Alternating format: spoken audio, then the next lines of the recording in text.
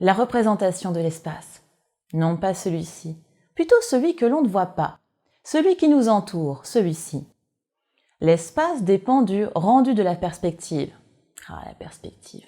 Un mot que l'on entend souvent quand on parle d'art, mais un peu complexe à se représenter et à définir. La perspective est une technique de la représentation en 2 dimensions des objets en 3 dimensions tels qu'ils apparaissent selon une certaine distance. La perspective donne le rapport de proportion des éléments entre eux et des éléments par rapport au décor. Elle est liée au réalisme du tableau et connaît à la Renaissance un degré d'aboutissement considérable.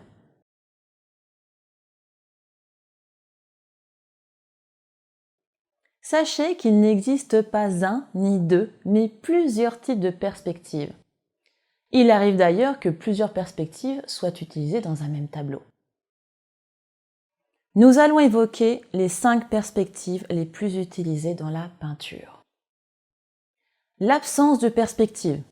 Et oui, certains artistes considèrent que le tableau est un espace en 2 dimensions et refusent l'illusion du volume. Cela se retrouve surtout à partir du XXe siècle, à l'époque des grands bouleversements artistiques. 2. La perspective signifiante. Il s'agit d'une représentation arbitraire des éléments de la peinture. L'élément le plus important est donc le plus gros dans le tableau. Cette perspective a surtout été utilisée dans l'art byzantin et médiéval. Le but des peintres est alors de capter le regard des fidèles pour lui permettre d'identifier l'élément notable de l'œuvre et de ne pas se perdre dans les détails. Ensuite, la perspective atmosphérique qui s'applique surtout au paysage. La couleur des éléments varie en fonction de leur éloignement.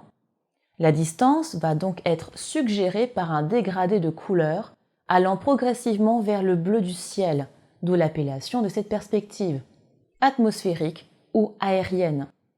Cette perspective est surtout utilisée au Moyen Âge et durant la Renaissance. Ensuite, la perspective inversée. Les lignes de fuite convergent au premier plan et non à l'arrière-plan. Puis, la perspective classique qui est connue au Moyen Âge, elle est perfectionnée durant la Renaissance et elle prédomine jusqu'au XIXe siècle dans la peinture occidentale. Celle-ci est théorisée en partie par Alberti en 1436 dans son traité De Pictura.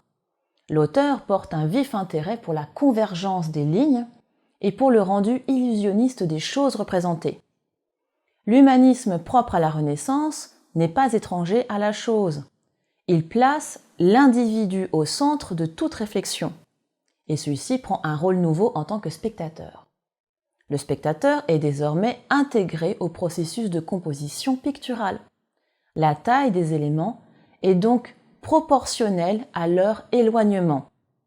La représentation des éléments dans l'espace se veut la plus réelle possible. Les lignes se rejoignent en général au niveau du point de fuite vers la ligne d'horizon. Si le peintre souhaite obtenir un effet de profondeur marqué, il fait rejoindre les lignes de fuite vers le point de fuite de manière presque immédiate.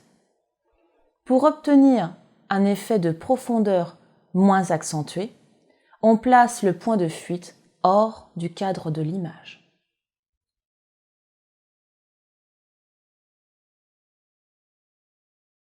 Il existe ainsi plusieurs perspectives.